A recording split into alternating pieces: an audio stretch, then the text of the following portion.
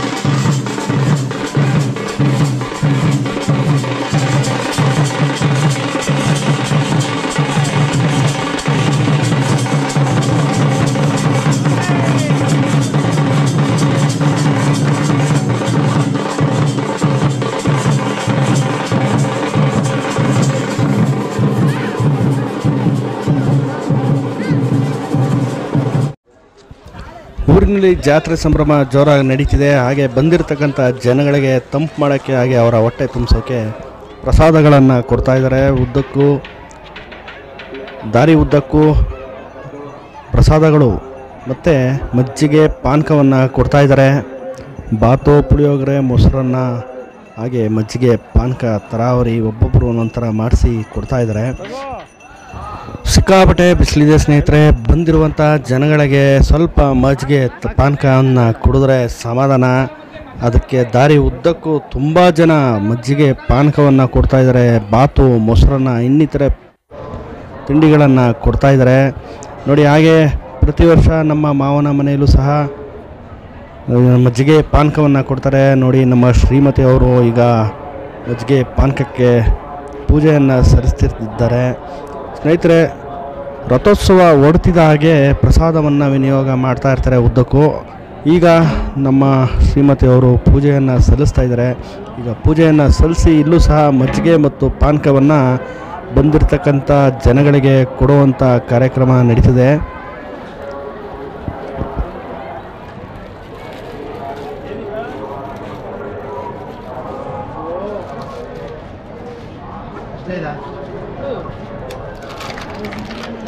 ಪ್ರಭು ಏಳು ಹಣದ ನೋಡಿದ್ರೆ ಒಂದು ಮಾಡ್ಕೊಳ್ಳೋದು ಅಲ್ಲ ಮಾಡೋದು.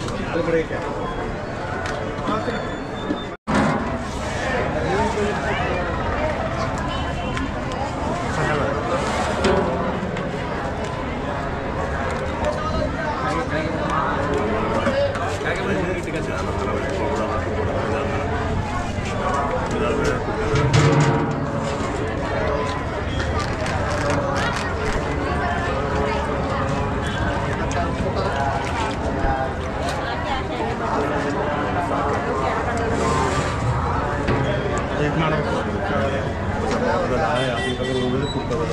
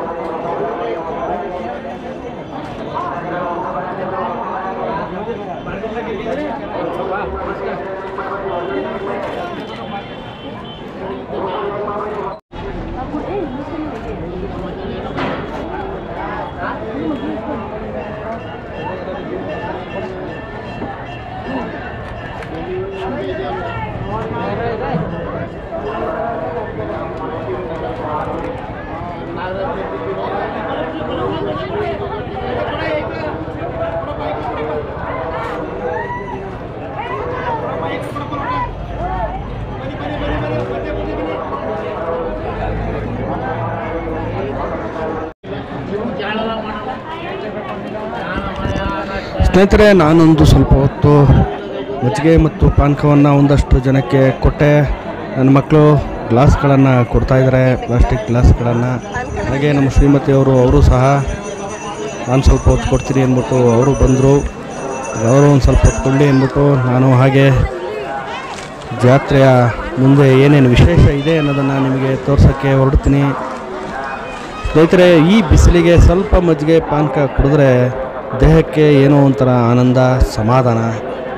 ಹಾಗೆ ತುಂಬ ಬಿಸಿಲಿದೆ, ನಾನು ಸ್ವಲ್ಪ ಮಜ್ಜಿಗೆ ಪಾನಕನ ಕುಡ್ಕೊಂಡು ನೋಡೋಣ ಮುಂದಿನ ಜಾತ್ರಾ ವಿಶೇಷಗಳನ್ನು ನಿಮಗೆ ತಿಳಿಸ್ಕೊಡ್ತೀನಿ, ಬನ್ನಿ.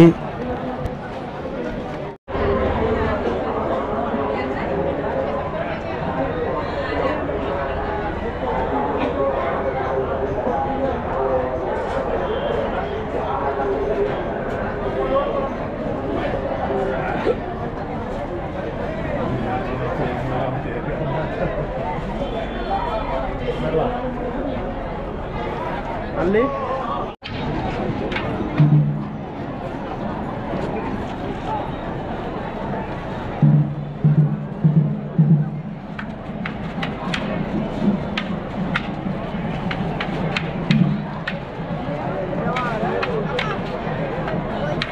ಸರಿ ಅವನ್ನ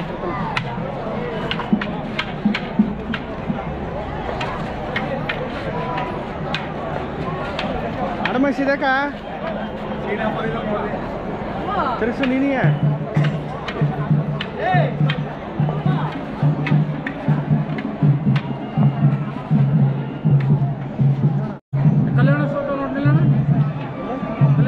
ಬರಲಿಲ್ಲ, ಅಲ್ಲಿ ಲೇಟ್ ಆಗಿತ್ತು. ಮರಲೇ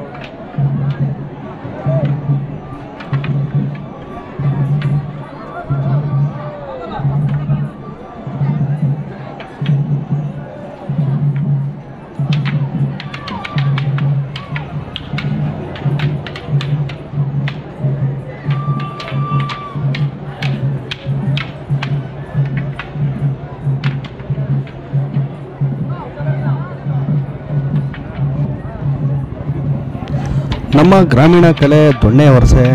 ಸ್ನೇಹಿತರೆ, ಇತ್ತೀಚೆಗೆ ಇದೆಲ್ಲ ಮರೆಯಾಗುವಂಥ ಸಮಯ ಬಂದ್ಬಿಟ್ಟಿದೆ. ಯಾಕಂದರೆ ಯಾರೂ ಕಲಿತಾ ಇಲ್ಲ, ಹಳ್ಳಿಗಳೆಲ್ಲ ಒಂದಷ್ಟು ಉಳ್ಕೊಂಡಿದೆ.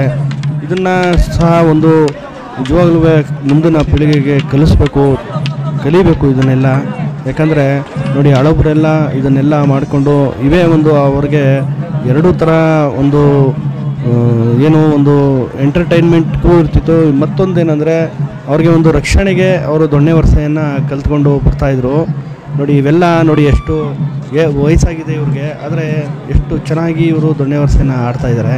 ಇವತ್ತಿನ ಯುವಕರು ಸಹ ಇದನ್ನೆಲ್ಲ ಕಲಿತ್ರೆ ತುಂಬ ಒಳ್ಳೆಯದು. ನಾನು ಈಗ ತಮಿಳುನಾಡು ಒಂದು ಟೂರ್ ಹೋಗಿದ್ದೆ. ಆ ಟೂರ್ ಹೋಗಿದ್ದಾಗ ಅಲ್ಲಿ ಶಾಲಾ ಮಕ್ಕಳುಗಳಿಗೆ ಈ ದೊಣ್ಣೆ ವರಸೆಯನ್ನು ಕಲಿಸ್ತಾಯಿದ್ರು. ಆವಾಗ ಕೇಳಿದಾಗ ಅವ್ರು ಹೇಳಿದ್ರು, ಇದನ್ನು ಸಹ ನಮ್ಮ ಶಾಲೆಯಲ್ಲಿ ಬೇರೆ ಏನು ಕ್ರೀಡಾ ಚಟುವಟಿಕೆ ಇದೆ ಅದೇ ರೀತಿ ಇದನ್ನು ಸಹ ಕಲಿಸ್ತಾ ಇದ್ದೀವಿ ಅಂತಂದ್ಬಿಟ್ಟು ಹೇಳಿದ್ರು.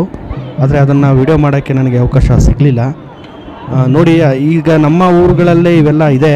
ಇದನ್ನೆಲ್ಲ ಮುಂದಿನ ಪೀಳಿಗೆಗೆ ನಾವು ಅಭ್ಯಾಸ ಮಾಡಲಿಕ್ಕೆ, ಕಲಿಸಲಿಕ್ಕೆ ಮತ್ತು ನಮ್ಮ ಮುಂದಿನ ಪೀಳಿಗೆ ಮಕ್ಕಳುಗಳು ಇದನ್ನೆಲ್ಲ ಕಲಿಬೇಕು. ಇವೆಲ್ಲ ಒಂದು ಸಾಹಸ ಕ್ರೀಡೆ ಇದ್ದಾಗೆ. ಇದನ್ನೆಲ್ಲ ಕಲಿತ್ರೆ ತುಂಬ ಒಳ್ಳೆಯದು.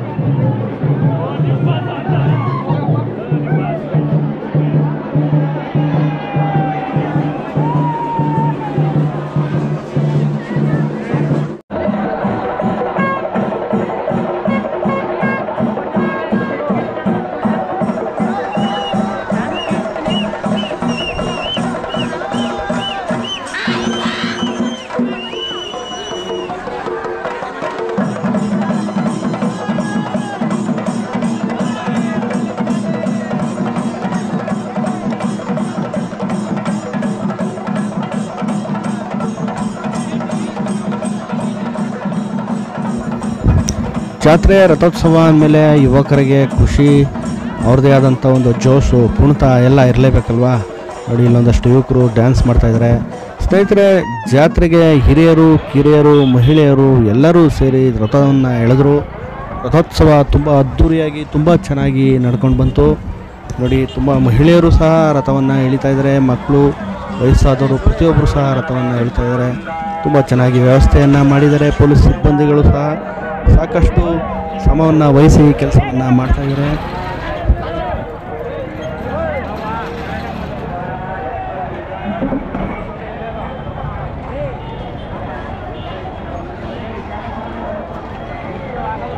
ಸ್ನೇಹಿತರೆ, ಈ ವಿಡಿಯೋ ನಿಮಗೆ ಇಷ್ಟ ಆಗಿದರೆ ಲೈಕ್ ಮಾಡಿ, ಶೇರ್ ಮಾಡಿ, ಕಮೆಂಟ್ ಮಾಡಿ. ನಮ್ಮ ಚಾನಲ್ ಯಾರು ಸಬ್ಸ್ಕ್ರೈಬ್ ಆಗಿಲ್ಲ ದಯವಿಟ್ಟು ಸಬ್ಸ್ಕ್ರೈಬ್ ಆಗಿ. ಧನ್ಯವಾದಗಳು.